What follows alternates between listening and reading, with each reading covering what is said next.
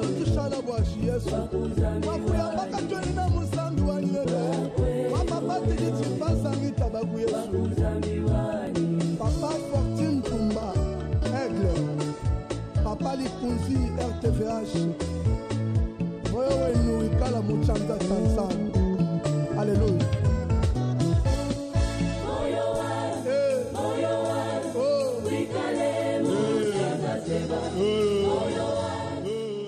Shalom peuple de Dieu, shalom balingami katina nkolo tika ete Yesu Kristo apambola bino bisika nyonso bozali kolanda radio télé voici l'homme Kinshasa pe Brazzaville nzinga tika nzambe na lola pambola bino bino pe bozolanda biso libanda mboka na nzela ya internet nzambe apambola bino ekomi ngonga ya émission Dieu existe na banza bandeko ebele bakomeli biso balobi papa émission ekomi ka rediffusion non lelo toza en direct toza wana toujours mpona koservir yo komema yo na kati ya dimension ya losambo et surtout mpo okutana na nzambe ozwa victoire na bitumba na yo musala c'est vrai eza ebele musala eza makasi toza au four au moulin mais nzambe azopesa biso mpe makasi ya kotelema bipai boye mpona koya koexhorte yo komema mpe na vie de prière. Dieu existe ya lelo bien nommé na banza peut-être eza mbano ya liboso ya kokapte biso toyebaka bongo na kosolola pendant quelques 5-10 minutes après tokosambela nsima na yango tokoya mpe kosambela mpo na yo. Dieu existe totirango na mukana na Hébreu chapitre 11 verset 6 bisika wapi liloba na nzambe ezolobete or sans la foi il est impossible de lui être agréable car il faut que celui qui s'approche de Dieu croit que Dieu existe et qu'il est le rémunérateur de ceux qui le cherchent. Nzambe alukaka afutaka ba onyo so balukaka ye. Voilà ce que je voulais dire. Ba onyo so balukaka nzambe afutaka bango. Ba onyo so ba mi pesaka à la recherche de l'éternel. Nzambe atikalaka insensible te ayebaka bongo na ko rémunérer bango, c'est-à-dire na ko futa bango lifuti na bango. Ndeko bandi ko luka nzambe lelo te depuis bomwana na yo depuis kala depuis yebaye depuis yamba Kristo butu moy oza na présence na nzambe ozo luka nzambe ozo kila ozo gêner ozo sambela eza po ete nzambe ayoka losambo na yo nzambe abundela yo bitumba tikete nzambe wana ayeba na ko rémunérer yo nzambe wana ayeba na ko futa yo nazana esengo mingi parce que bao nyonso bamipesaka na mwa minute tosambelaka na bango bayebaka bongo na kotatola nzambe apambola bango wana azopesa lokumu epa na nzambe mpona mwana na biso moko azobela na point noir abandaki malade ezotungisa ye koko na ye aza na braza abengaki biso tosambelaki mpe changement ezotalisama abi papa changement ebandi oui biso eza so tosambeli il faut changement etalisama l'objectif na biso yango wana ozobela tosambeli changement etalisami oza na problème na libala tosambeli nzambe a restaurer mariage na yo apesi sengo oza na problème ya célibat tosambeli nzambe apesi libala bien oza ba déception ezolanda yo tosambeli nzambe alongoli ba déception oza na problème na musala tosambeli nzambe apesi yo victoire oza problème na justice bien nommé bakosolo makambo bien balingi ba détourner eloko na yo balingi ba mémoire na ba détourner lupango na yo bien nommé tokotelema tosambeli nzambe confondre na bato baza na dossier wana. C'est ça la force de la prière. Tikete nzamba pambola bino, nzamba kokila bino bisika, bozali kolanda biso. Au microphone, on reconnaître la voix ya Papa Likonzi. Tozawana pona yo, poto sambele longo. Peut-être ozolanda biso na sa pongi otiaki radio ezoloba eza ndoto te, c'est une réalité. Hein? Ako sepe la place oza osa l'effort oyoka biso et surtout au telema tout sambele longo bien-aimé dans le Seigneur. Mais avant tout sambela naza passage moko tolingi totanga muke to solo pendant 5 minutes et après on va prier.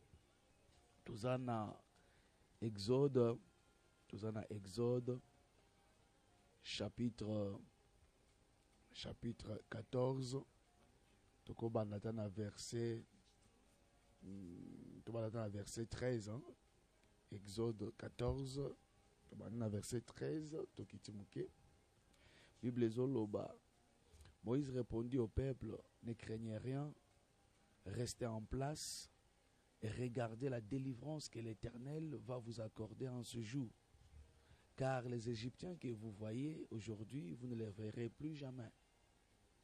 L'Éternel combattra pour vous et vous gardez le silence. L'Éternel dit à Moïse, pourquoi s'écrie par les enfants d'Israël et dit et qu'ils marchent. Toi, lève ta verge et tends ta main sur la mer et fends-la. Et les enfants d'Israël entreront au milieu de la mer à sec. Parole du Seigneur. Bien-aimé, nabanza lisolo yebiango. Parce que nzambe belé bateya déjà un passage oyo. Bateya ba exhorta na passage oyo. Na yeko bakisa oyo na ya message ce qui particulier était na kacha passage oyo, mais plutôt na yende ko bakisa la 1 plus na passage oyo so tanga tanga na yeko bakisa la yo 1 plus ya ko mema yo pe na dimension ya prière. Awo ezali solo ya bana Israël banyoko mitango molai na kati na Égypte ba souffrir vraiment ba opprimé bango ba salisa bango ba corvée ba misala ya makasi. Bien-aimé, Israël wana zoye bisayo ezali bota na Nzambe, le peuple de Dieu. Peuple de Dieu azo vivre na kati ya esclavage, na kati ya Égypte, na kati ya vie ya pasi, vie ya minyoko. Vie ya minyoko na ba se retrouver na Égypte eza volonté na bango te. Eza peut-être que bango moko basala ki mabende memi bango kuna te. Mais bazo buka le pot cassé ya ba enceinte na bango. Oyo basalaka likambo oyo sepelisa Nzambe te. O Nzambe ayeba la koloba maloba. Autrement dit ba boti na bango ba koko na bango ba telemisa hôtel oyo réclama ba descendants ba se retrouver na Égypte. Abraham na Sarah ba tombola hôtel. Papa zoté sur les hôtels, tels la famille. Zolobete, il y a des hôtels. Oyo, et les makapati, il y a des paroles prononcées. Il y a des hôtels. Oyo, il y a des actes posés. Actes posés et tomboli hôtel. Puis hôtel, il y a réclamé via bat. Abraham, na molonga ninaye, se retrouvé na Égypte. Kuna Abraham na mwasi na ba yokani ke kuna okoloba te ke naza mobile na yo loba naza ndeko na yo mobile po soki kitoko ya yo oyo so lobika oza mwasi nanga ba ya obomanga ba se retrouver en Égypte jusqu'au point que Pharaon azwa mwasi ya Abraham avant na palais royal basala ko bokuna na wana pe Nzambe tango Nzambe ayo défendre bango longoli bango kuna alobi eloko bosali. Vos descendants seront esclaves dans un pays étranger. Donc, côté Bokiwana, les descendants na bino boya se retrouver esclaves na sika oyo. Mais nganzambe na waya ko bimisa bango un jour. Abanza tan ezamingi te mwana pe so ba détails ezate. Nde Israël se retrouva na kati ya Égypte.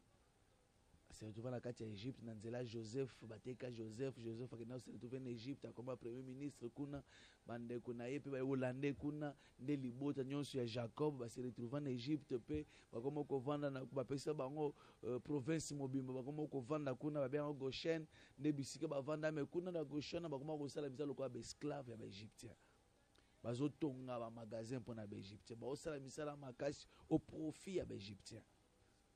mais mukolo moko nzambe ayoka kolela na bango nde nzambe ayako bibisa bango. Bien nommé, avant d'avancer dans naïb sur le moko, Israël est libota na nzambe. Bana na nzambe. Ba se retrouver na kati ya vie o bango ba singa kite bazanango. Bien aimé au cause de la mwana na nzambe sambelaka o matako kitaka na makamu na nzambe. Tikala koyebete oza épargné te na bitumba mususu ya Satan.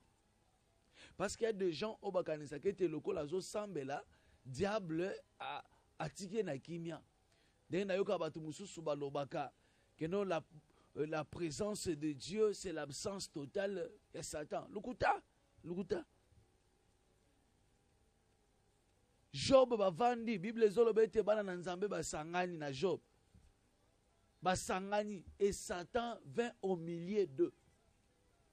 Bana na nzambe basangani na présence na nzambe tata na bango Satan pe aye. Pe nzamba bando sona Satan zotune Job et Satan utu wapi. On a utu yenga yengo bete ma batu. Mais na présence na nzambe Satan pe aye. Autrement dit, bana na nzambe okoza la mwana na nzambe place oza. O luka kanzambe osambelaka. Diable akoluka yo. Osali pe erreur atteindre yo. Osali pe erreur asimi pe yo. Osali pe ozaki diba pe a frapper yo. Bana Israël libota na nzambe, le peuple élu de Dieu. Bazo se retrouver na kati ya emprisonnement, na kati ya boloko, na kati ya esclavagisme. Bazo se retrouver na kati ya vie ya mikakatano. Peut-être place aux autres banga pe muna sambela kandenye na koza na vie o. Bien nommé, tia koyebete au contraire ba o ba sambela kande ba o diable aluka kamingi. N'est-il pas écrit? N'est-il pas écrit? Le malheur atteint souvent les justes, mais l'Éternel en délivre toujours. Le malheur atteint souvent les justes. Ya motu ya eza ko atteindre te ya motu eza ke nzambe ayaka toujours ko délivrer ba o yayi. Ozaya nzambe tia koyebete ka jampe mbazo cible. Au contraire, omoneka ndengo olukoma ko luka nzambe. Eza lokola otomboli nde hotel na nzambe na kati na vie na yo. Eza lokola otelemi obeti sika jampe mbagazon. Eza lokola na famille na bino baloba ke bino boko salela nzambe te. Bino boko sambela nzamba solo te. Bino boko kenda ka église te boko sambela nzambe boko tombola nzambe mususu te na libota na bino. Bino foga ka ba botombola ka banzamba mpu. Bino fo botombola ka banzamba bakoko na bino. Bakoko na bino. Ayama sweka bakoko na bino. Banzambo bakoko basalela. Pe batelemisa bacha mibeko ya des hôtels ya meme ya maloba. Baloba ke na famille oyo. Oya biso nzambe eza nzete oyo. Oya biso nzambe eza mai oyo. Oya biso na famille na bino ya des hôtels batelemisa. Pe basala ba sacrifice na botel wana. Mais yo siko telemi olobi nga na komi kolanda Yesu Kristo nde nzambe na nga pe mobikisi na ngai. Tikala koyebe to betisi bango gazon. Bitumbe ko bakisama. So zaki diba peut-être pe leyo. Ozaki diba eleyo. Ozaki diba balongolo pe na mokili. Pona nini? Parce que ozo salela nzambe. O bango ba yeba te. O bango ba si bacha maloba bacha mibeko ke nzambe wana akokota na famille te. Mais yo kotsa Jésus na famille. Otombolo bendele ya Jésus na kati ya libota. Yeba ete eza bitumbo fongoli. Yeba ete eza hotel mopaya pe otomboli na famille na bino. Est-ce que vous comprenez makambo na zolo? Otomboli hotel mususu. Ya Yesu Kristo na libota na bino. Kuna bazali na ba hotel ya bonganga ya bokoko. Pour dire que otomboli bitumba mususu. Bana Israël, bazo salela nzambe, bazo bana na nzambe, libota na nzambe, il se retrouve en Égypte na captivité. Au salela kanzambe, diable pa akolonga yo, ako combattre yo, ako étouffer pe vie na yo. C'est pourquoi biso ya nzambe et Seigneur toza toujours vigilant, to telema na ba prière, to yebaka toujours na ko renverser ozali ba hotel ya mabota, ya ko renverser ba hotel ya Satan, ya ko tombola toujours, ya ko restaurer l'autel de Jésus-Christ, l'autel de notre Dieu. C'est ça objectif ya prière ya biso bana na nzambe. Bana na nzambe. Paul Azolobete, revêtez-vous de toutes les armes de Dieu, afin de pouvoir résister dans le mauvais jour. Ce que na Ephésiens 6, 13 Azolobete, bolata di bundeli nyonso nzambe, pour résister dans le mauvais jour, pour tenir ferme après avoir surmonté. Ozui victoire na bitumba ya famille zala toujours blindé lata bibundeli oyo kosala ete soki baye bakuta yo oza blindé oza protégé kozala kidiba te bana Israël a bazomi retrouver Bible ezoba te balela baluka nzambe. Gloire soit rendue à Dieu parce que kolela na yo mwana na nzambe ekotika la insensibilité pa na nzambe. Bible ezoba te quand le malheur écrit l'Éternel entend. Oya nzambe soki azobelela azolela nzambo ya lola ayokaka. Bien nommé problème na yo lokolo leli tango molai, je suis venu te dire que l'Éternel a entendu tes cris. Nzamba yoki kolela ya Israël. Apusani ayebisi abina yoki kolela libota na ngai et je suis descendu pour le délivrer. Na yoki kolela Israël na Égypte, je suis descendu pour le délivrer. Nzambe ayoki kolela na yo mwana na ye. Nzamba ayoki kolela na yo sœur. Nzambe ayoki kolela na yo mon frère, ma soeur, papa, maman. Nzambe ayoki kolela na yo. Nzambe ayoki souffrance na yo amoni de akiti moko en personne aujourd'hui pour te délivrer. Akiti lelo po akangola yo. Akiti lelo po abimisho na kati na milelo wana. De objectif ya Yesu Kristo na tongwa lelo na vina yo. Aye. Akita na via bana Israël na Égypte ye moko oyebi makambo asala. Tellement souffrance elekaki. Patience na nzambe er moko et comme appelle na suka ayebisi Moïse kende yebisa Israël yebisa falo atika bana na ngababima trop c'est trop. Moïse akei alobi nzamba alobi bima boyebi histoire, je vous épargne les détails, le temps nous est imparti. Ti falo asalo asala ki azoboya azosala ba caprice et tout ça jusqu'au point que l'Éternel akita a frappa tikete nzamba frappé banguna na yo.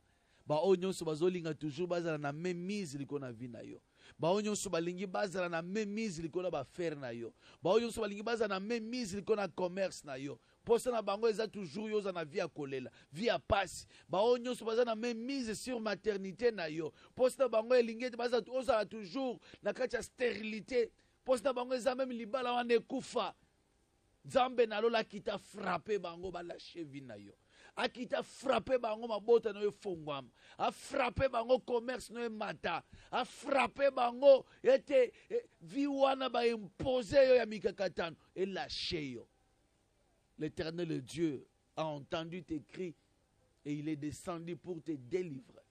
Il est descendu pour venger tes ennemis.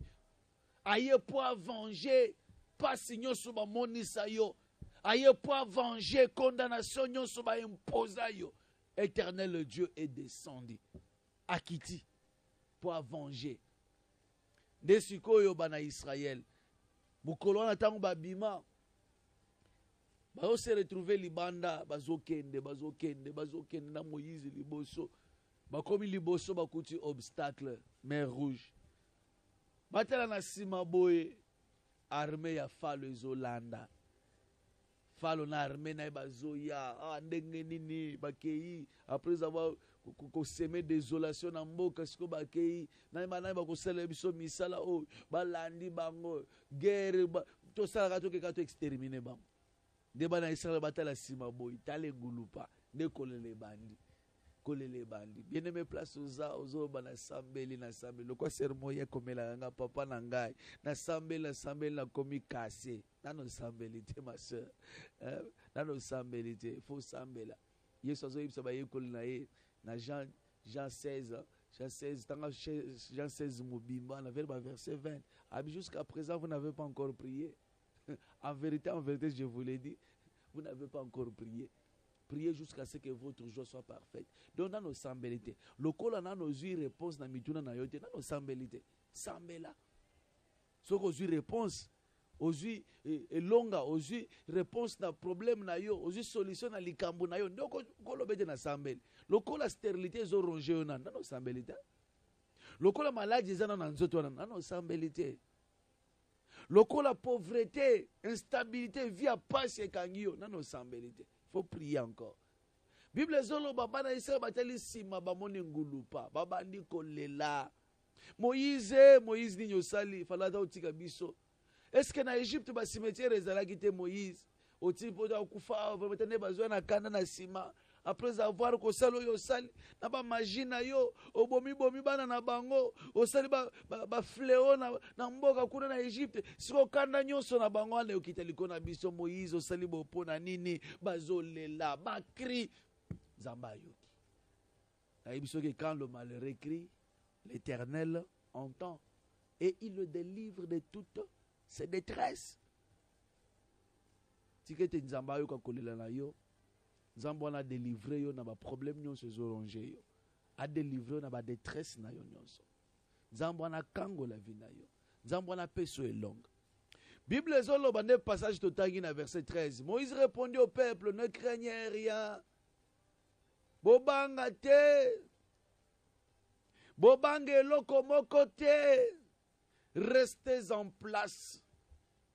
Kobange eloko te ndeko molingani. Quel que soit problème ozana, quelle que soit dimension ya difficulté ezorongé yo, situation na yo eumeli, stérilité oyo eumeli, même libale lingeza la déjà menacé pour ekufa, pozo botate.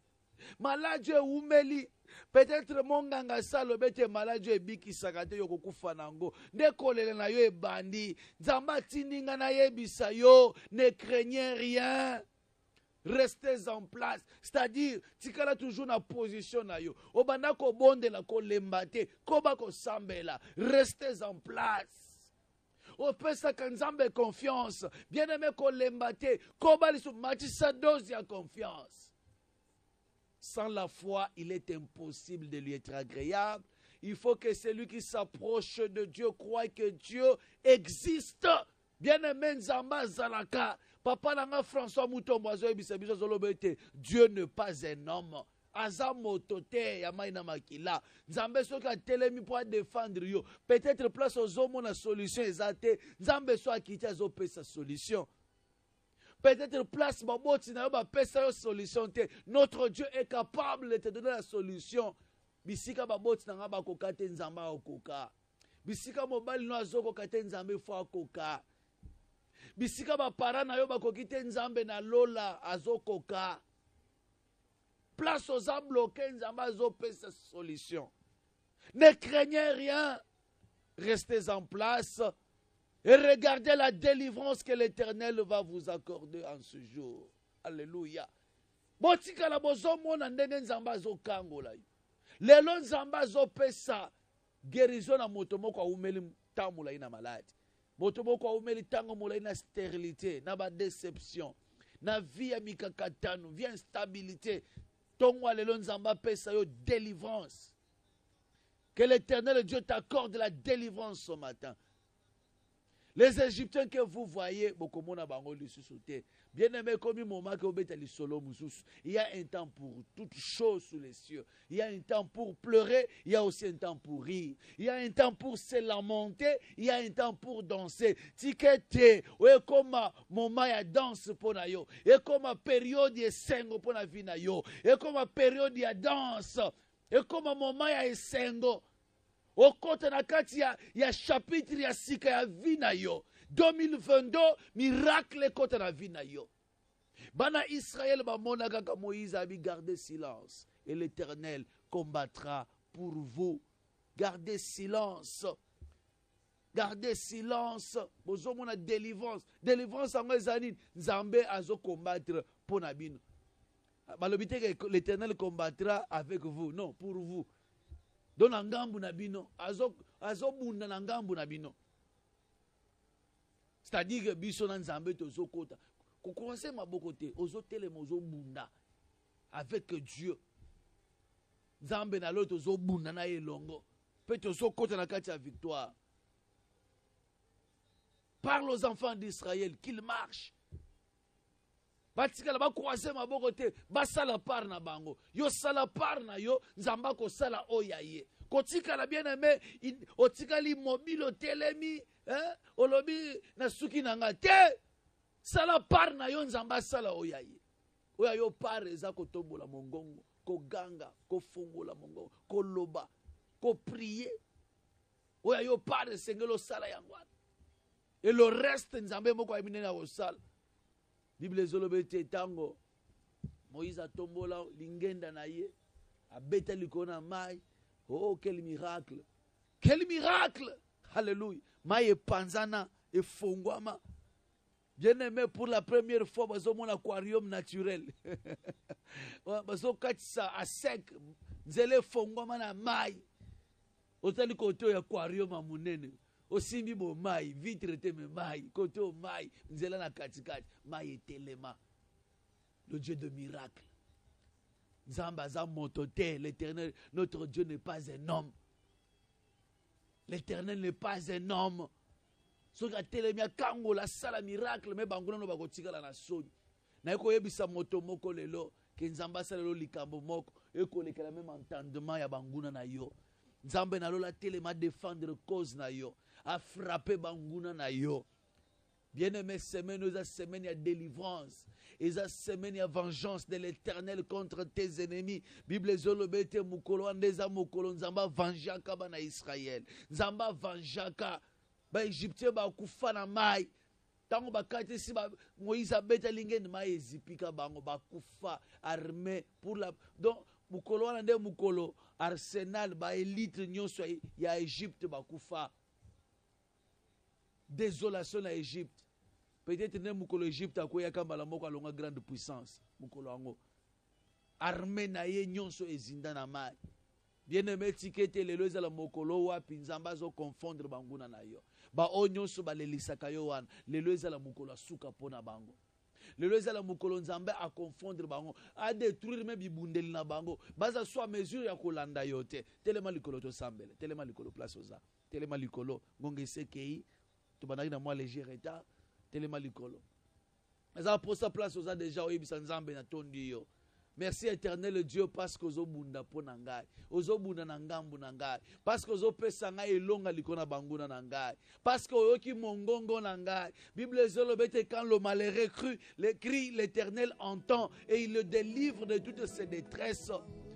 Il le délivre de toutes ses angoisses. Yebisa nzambe na tondio parce que lelo kiti po kangola ngai.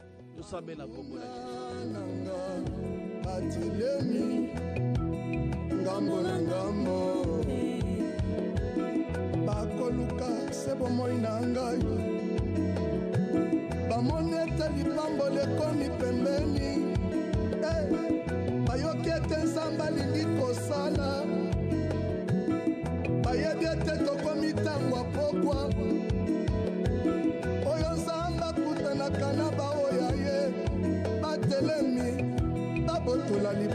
Seigneur notre Dieu, Nzambe na Mouya, Nzambe na Longa. Merci éternel Dieu parce que tu es toujours là pour nous.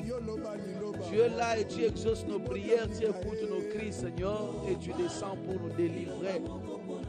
Nous péchons merci parce que tu es là, le Dieu sensible, le Dieu attentif à nos cris. Parce que tu es le Dieu qui écoute nos plaintes. Quand nous crions, Seigneur, et toi éternel, tu entends et tu nous sauves de toutes nos détresses, éternel Dieu.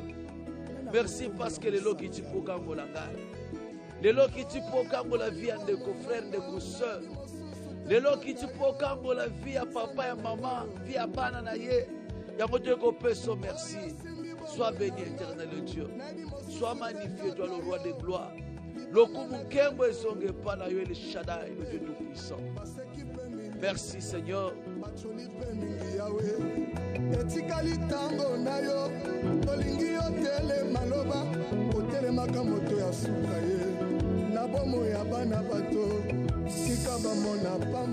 Bien-aimé Yoka, Psaume 72, verset 12, Bible Zolo Baïté. Car il délivrera le pauvre qui crie et le malheureux qui n'a point d'aide. Peut-être place aux hommes, écoutez, ngana kosuka wapi, ngana bandela wapi. Vie ezo c'est compliqué davantage.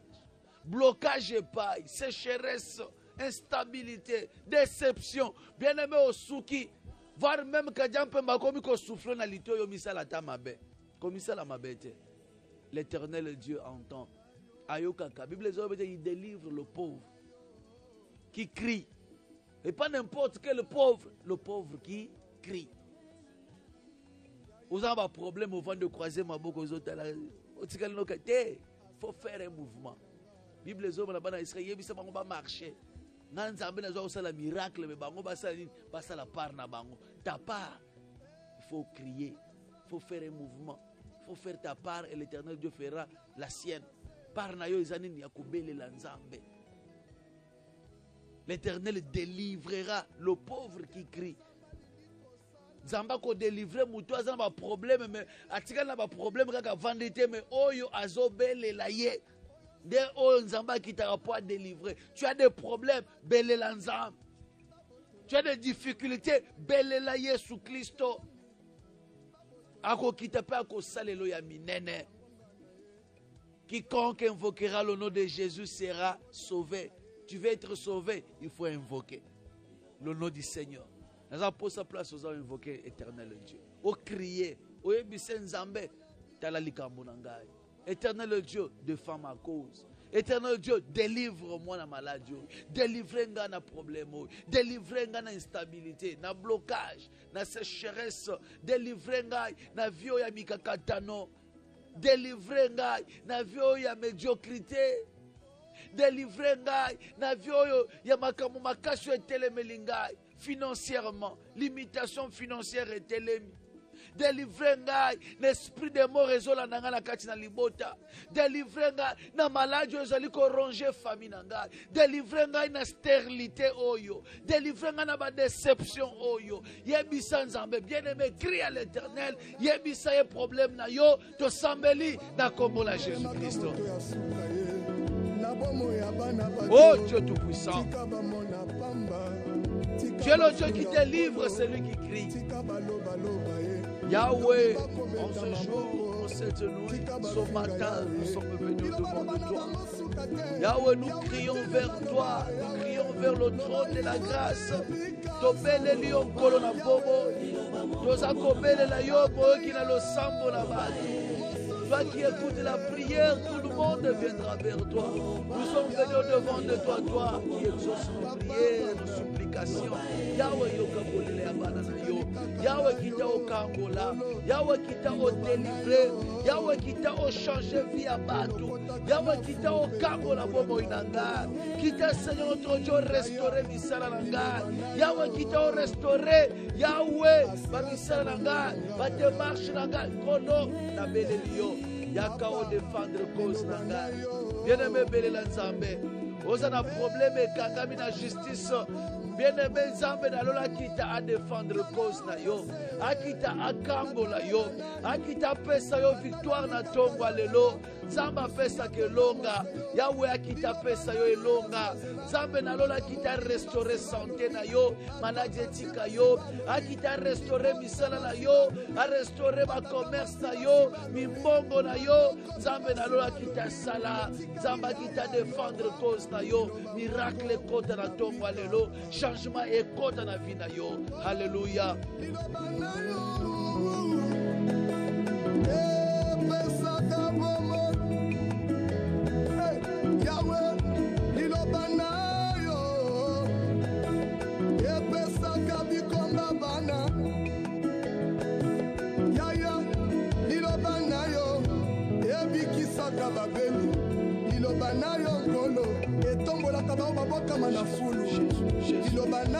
Papa,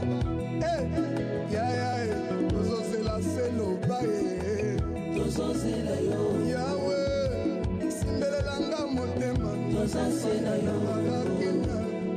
Talatata Nasima, Okomona Libota Nana Pasi, Yaya Bale, Yaya Balaki Baso Selayo, Ikomba Baso Lela. Bien-aimé Yoka, n'a pas changé ma fréquence, ton matamouké. Bien-aimé, tu dois faire ta part. Dans la Bible, l'Éternel combattra pour vous et vous gardez silence. Et l'Ingoloba te que la pongi. Non, c'est synonyme à la pongi. Silence au balobi, gardez silence. Pour dire que n'entire que c'est lamenté. tika komilela lela. Au contraire, fais sa confiance et pas dans Nzambe, fais ta part. Et le reste, Nzamba kosala par na ye. Par na yo biso, par na biso bana na Nzambe, ils a côté les makobunda, le combat spirituel. Ils a côté les makobunda. Bien-aimé Israël azalaki na destinée à monen de moni bitumbe telemelaki ye. La grande destinée attire toujours le combat spirituel. Telema bien-aimé, lobina izaki toko makasi ndozo mona bitumbe zolanda yo. Alors ne croise pas les bras. Il y a un combat. Quand il y a un combat, il faut aussi kobunda. Quand on parle du combat, donc pour dire qu'il y a aussi bateau sekeleba telema babunda. Telema likolo place oza. Nza posa moto na Nzambe kita na vina yo. Bitumba nyonso telemela yo. Vignon soba imposa yo wana. Vignon soba imposa ya esclave. Vie instabilité, ya ba déception. Oza ko réclamer utamela ba hôtel ya famille o ba tombola na libota. Hôtel ya maloba to ya ba acte posé, ba tombola na famille na yo. Ezali ko ronger yo, ezali ko landa vi na yo, ezali ko étouffer misala na yo, ezali ko kwesa mimbongo na yo parce que la famille bato basimba mbongo bazate. Kuna bino boko simba mbongo te, nde maloba baloba bakenda ko hypothéquer richesse na bino pona ko affermir ba trône ya bokoko, pona ko affermir ba hôtel ya bokoko, mbongo ezalaka te. Naza posa moto ekita. Moto na Nzambe qui na vie na yo et renverser ba hôtel ya famille et renverser vignon so imposé, il y a instabilité, il y a chômage, il y a pauvreté, il y a stérilité, non so ba bamba yo na nzoto moto na Nzambe qui te renverser to sambeli na kombo na Jésus. Au nom puissant de Jésus, que le feu de Dieu descende maintenant. Moto kita, moto na Nzambe la dela, moto na Nzambe kende ko sikisa. Moto na Nzambe kende ko panza, vignon se imposé via mikakatan, via pauvreté, via instabilité, et ya mamoto, via médiocrité, et puis quoi via médiocrité, zika, dans le nom puissant de Jésus, moto, moto ekita, moto etumba, moto na Nzambe landela, vignon se imposé, ya milelo, vignon se imposé, ya instabilité, ya famille, et ya mamoto, non seulement réclamation famille, et ya mamoto, na kombo la Jésus, na zoke de kobuka, ba hôtel ya maloba, ya ba acte posé, vous allez ko réclamer vinanga, et ya mamoto, ba hôtel ya ba chef coutumier, vient imposer ba chef coutumier, et ya mamoto, vient instabilité, ya échec, via pauvreté, et ya mamoto, na kombo la Jésus, au nom puissant de Jésus, le feu de Dieu Tumba, le feu de Dieu Landela, na kombo la Jésus.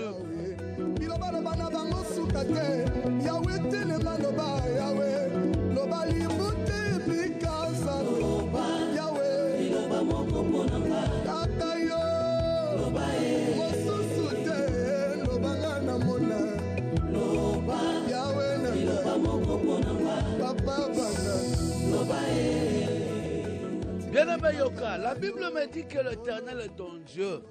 Il est le feu de vos rangs, un Dieu jaloux. Bien-aimé, Nzamba futa motuya makasi pona biso. Il a payé un prix pour toi, pour arracher na maboko ya kindoki ya famille, arracher na kati ya balwa ya coutume. Nzambe na lola atangisa makila ne kulusu. Ami pesa mbeka pona yo ozala nesengo, pona yo o vivre longa. Nzambo ya lola asala musala wana. Maintenant, tant asala musala wana, akoki jamais ko tolérer amona lisusu diable alinga zongiso na kati ya esclavage, azongiso na kati ya instabilité, azongiso na kati ya kolela. Non. Nzamba ko sepela te. Donc dans la Galate, Bible zoloba, Galate chapitre 5 verset 1er, la Bible dit c'est pour la liberté que Christ nous a affranchis. Demeurez donc ferme et ne vous laissez pas de nouveau sous le joug de la servitude. C'est pour la liberté que Christ nous a affranchis. Afuta motuya, peut-être aux ala bansomi, tobi ma libéré en Égypte, tokozonga sous Égypte te. S'il s'agit à frapper les Égyptiens pour bisoto continuer à kosala yango, c'est pour la liberté que Christ nous a affranchis. Demeurez ferme. Donc, la Bible dit l'éternel ton Dieu. Ce que soit mon Dieu, diable a joué sous Kobe, nous sommes sur la case du départ. Zamba se paie la kate. Devant la Bible, l'éternel, le Dieu, ton Dieu là, il est un fait dévorant, un Dieu jaloux. Il exerce son jugement par le feu. Jugement, c'est-à-dire quoi? Azo frappé banguna na yo. Jugement. Le quoi banguna na yo? Azo exercer jugement. Le quoi la banguna na yo? Tikete na tongwa lelo. Jugement na nzambe ekita likona banguna ya vie na yo. Tolobi semaine na biso, ils a semaine ba prière ya makasi. La vengeance de l'Éternel sur tes ennemis. Autrement dit, le jugement de Dieu sur tes ennemis. Frappe na nzambe kita. Bato nyonso oyo ba occasiona kete mabe ya na vie na yo. Ba oyo nyonso ba kota kata ba réunion, ba vandi autour ya kombo na yo. En bien ou en mal, que le feu de Dieu descende d'abord et juger. Moto ekita. Oignon soit télébaga pour combattre ma vie, pour étouffer mon travail. Oignon soit kitaka akotaka na nzela na ngai, pour atia barrière, pour combattre, bien azo comploter d'une manière ou d'une autre contre na vie na ngai, azo comploter na vie ya pasteur na ngai, azo comploter na vie ya église na ngai. Oignon soit kotaka ba réunion ya ténèbres pour la combattre vie na ngai. Akotaka réunion ya molili. Onyo so akmona ya sepela katanga na zo souffrir, ya zo sepela. Moto na nzambe kita e panza ye to sambeli na kombo la Jésus. Jugement na nzambe. La vengeance de l'Éternel est kita. Que la vengeance de l'Éternel panza et kita et s'abattre. Kona banguna ya vinangai. Banguna ya misala nangai. Banguna ya libota nangai. Oignon soit télémaga pour étouffer ma vie, pour étouffer la vie de mes enfants. Que le feu de Dieu descende maintenant. Moto na nzambe kita, moto e panza, moto e confondre bango, na kombo na Jésus. Le feu de Dieu, le feu de Dieu, le feu de Dieu. Nani mosusu te kaka yo, libanga na talo. Baseki pe mingi, bacholi pe mingi yawe. Etikali tango na yo, tolingi yo tele maloba, otele makamoto ya suka ye. Na bomo ya bana bato, tika ba mona pamba, tika ba finga kolo, tika ba loba loba ye. Lobi ba ko na Jésus. Moto na nzambe engloutir bango. Moto na we nzambe engloutir bango. Bao nyonso bazo poursuivre ngai. Tous ceux qui me poursuivent, ô éternel Dieu, tikakana na yo s'abattre sur bango. Moto ekita. Kona ba oyo bazo poursuivre via bana na ngai. Bazo poursuivre via bana na ngai. Que le feu de Dieu descende. Moto panza bango, moto tumba bango. Na kombo na Jésus, au nom puissant de Jésus. Yaya, biloba na yo. Assurance abomoy nanga yawe. Papa. Bien-aimé yoka. Naza pose te moto na nzambe ekota partout place bakanga esengo na yo. Place ba bloka vie na yo. Ba bloka santé na yo. Peut-être bakenda ko hypothéquer santé na yo. Ozaka ozo bela kaka maladie yango esila kate. Moto na nzambe kita santé na yo ebima na prison wana. Mbongo na yo ebima na prison wana. Bien-aimé ba vendre la richesse ya famille. Bakenda okotsa ngoso na mwono kwa ngando. Bakenda kotia na mwono kwa nguma. Bakenda okunda na sena mai na zamba. Moto ekita. Ba hotel ya famille panzana. Richesse na yo ebima. Santé na yo ebima. Maternité na yo ebima. Bien-aimé oya yo nyonso bakanga quelque part. Esengo na yo ba bloka quelque part. Moto ekita ozokende ko récupérer o nyonso etangami ya yo. Bien-aimé, Bible dit que bana Israël babima avec leur richesse en Égypte. Babima maboko pambate. Yo pe okobima na prison na maboko pambate. Moto na nzambe kita oya yo nyonso bavandela bazolashe mbongo bazotika esengo na yo mariage na yo nyonso bazolashe ozobima la tête haute tosambeli na kombo na Jésus. Oyo Nzamba kutanaka na baoya ye batelemi babotola lipamboli na ngai batelemi babotola oyo pesinga yango nga na ye yoloba liloba moko libota bika ye loba liloba moko ponanga Jésus, alléluia. Jésus, oya kabatika moto na Nzambe kita, moto na Nzambe kita, bosu nanga place kangama, prison bakanga santé, prison bakanga esengo, moto na Nzambe kite panza, au nom puissant de Jésus, na kombo na Yesu Christo, le feu de Dieu qui te panza, nazo kende ko récupérer richesse nanga, nazo récupérer santé nanga, nazo récupérer maternité nanga, nazo récupérer sengo ya vie nanga, na kombo na Jésus, au nom puissant de Jésus, moto kita, babolo kwa molile zo panzana, babolo kwa famille zo kweya, au nom puissant de Jésus, na kombo na Jésus. Tika bamona pamba, tika bafinga kolo, tika baloba loba ye. Bien-aimé tokomi na suka, tokomi ngonga ezangonga, posa o continuer ko sambela me ngonga eseke, ngonga ezangonga. Na kolinga sikoyo place ozali bien-aimé, to kokende ko confirmer ta prière par une déclaration prophétique. Oyebi ba numéro na biso ko benga, soki ezambala no liboso, numéro na biso ezali 0998 28 18 89 098 28 18 89 098 0998 28 18 89. Autrement dit, Tokoloba 099 828 18 89 099 828 18 89. Les numéros na biso, ils appellent sur WhatsApp. Même Liban Namboka bien-aimé dans le Seigneur.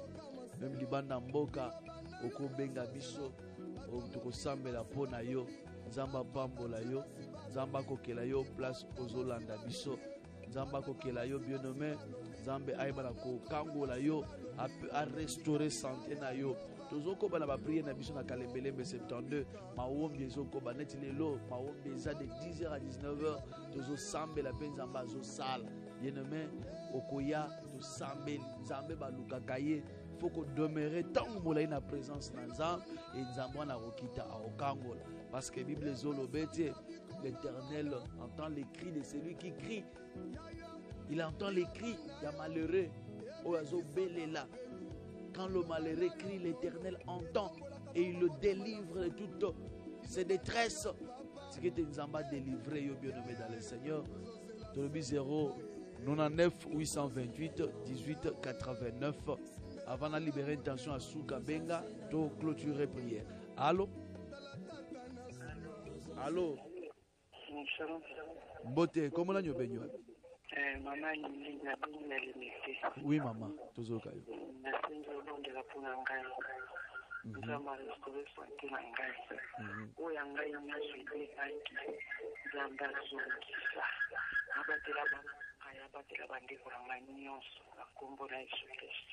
Kolo Yesu akokisa posa motema na yo, Éternel le Dieu tout-puissant, moki na losambo ezayo, mama Lélia poussa nyepa na yo, avec cette requête, Éternel le Dieu exauce sa prière. Kangola c'est entre Dieu, santé na ye, la restaurer, vie à famille, la restaurer. Bitumba nyon se telemeli bango, nazoke ne ko étouffer yango, ko rendre yango nul et sans effet, dans le nom puissant de Jésus, de Nabonde Liboé. Amen. 099 828 18 89 099 828 18 89. Que Dieu vous bénisse. Aux appels à WhatsApp, au tigi message, au tigi voice na yo, même Après toko sambela toko yoka lo sambo na yo requête na yo pe toko sambela po na yo et Dieu va faire de grandes choses dans ta vie.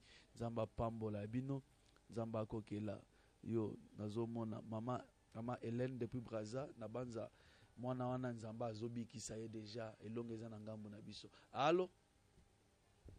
Allô? Oui, allô. Comment on a benjo? Comment on a RP? Oui. Après, oui, tozoka yo. on a bien un peu de la on a l'extrait comment on a casse. Oui.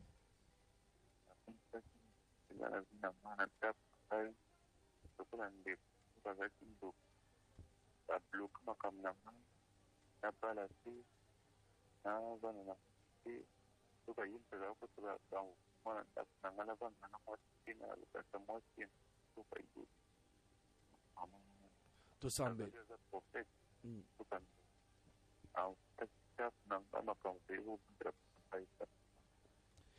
Toujours entrecoupé, mais on va prier. Éternel Dieu, Nzambe Nanguya, tellement la vie en dégo bien-aimé, Bundele Tumba Oy, nous sur blocage, on va imposer vie et stabilité, va imposer limitation, nous sur batia, na parcours naie, nazoke de ko brisango au nom puissant de Jésus-Christ, que le feu de Dieu descende, puissance nous soit kindo qui a famille, où ils ont condamné, na télémélango na combo na Jésus-Christ, que le feu de Dieu qui est dans la vie naie, et l'ongo la blocage, et l'ongo la vie imposée, et célibat prolongé, et en bas moto, barrière non subacha et boucan, au nom puissant de Jésus, abima victorieux, na itumba oy, na combo na Jésus-Christ. Amen. Oui, Nzamba Pambola. Je disais que non, le petit qui est malade, na Brazzaville, na Pointe-Noire, Nzambe asungaye, toujours sambe la ponaye, toujours sambe la pona mwana oyo. Éternel Dieu est en ta main. Yahweh loboko no yanguya ekitaliko na mwana oyo azobela na Brazzaville na Pointe-Noire. Nzambe oyo koko na ye atikela biso message que mwana azobela libumu eza toujours ballonné, il y a des difficultés. Éternel ozanzambo salaka.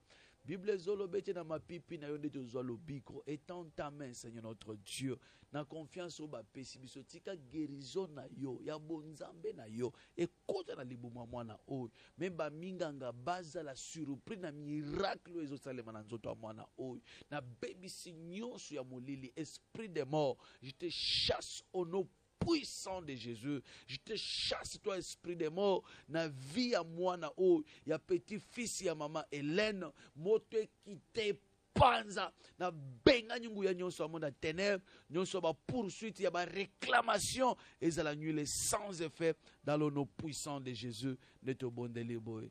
Amen. Oui, nous sommes arrivés à la fin, bien-aimés dans le Seigneur.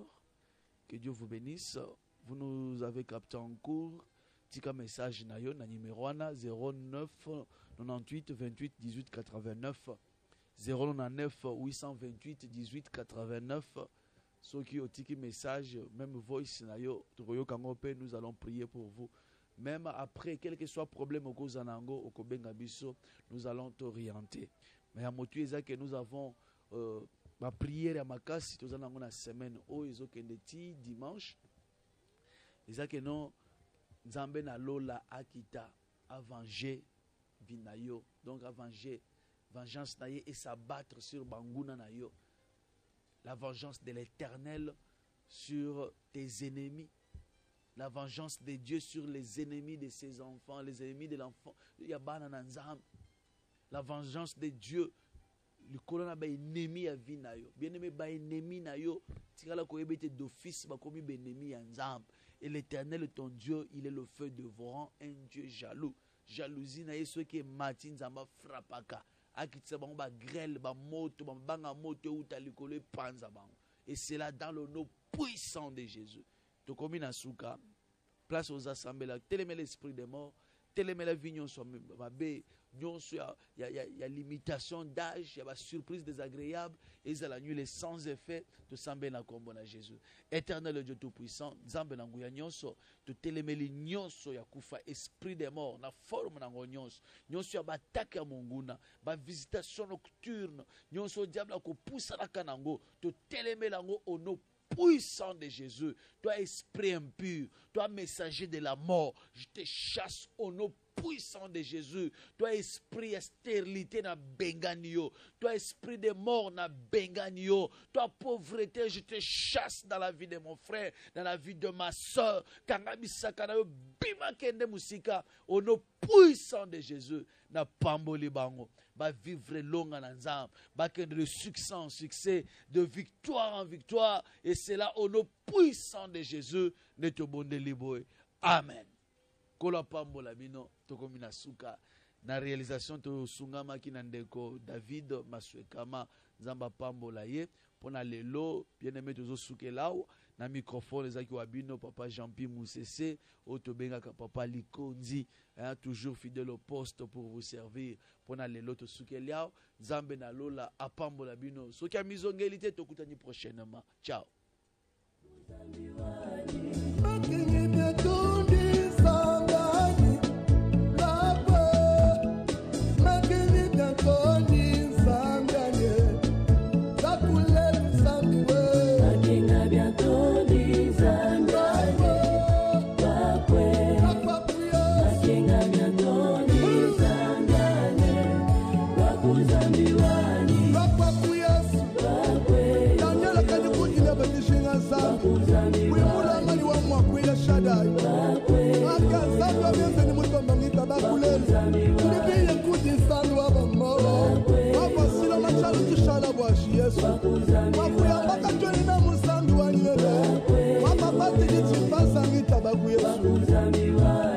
Papa Fortune Tumba, Aigle, Papa Likonzi, RTVH, Moyo Nurikala Muchanda Sansan.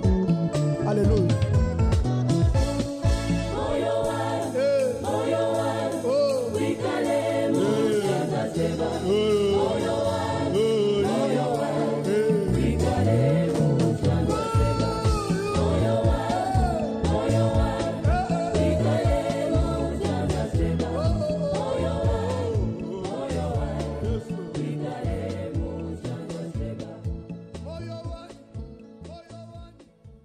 RTV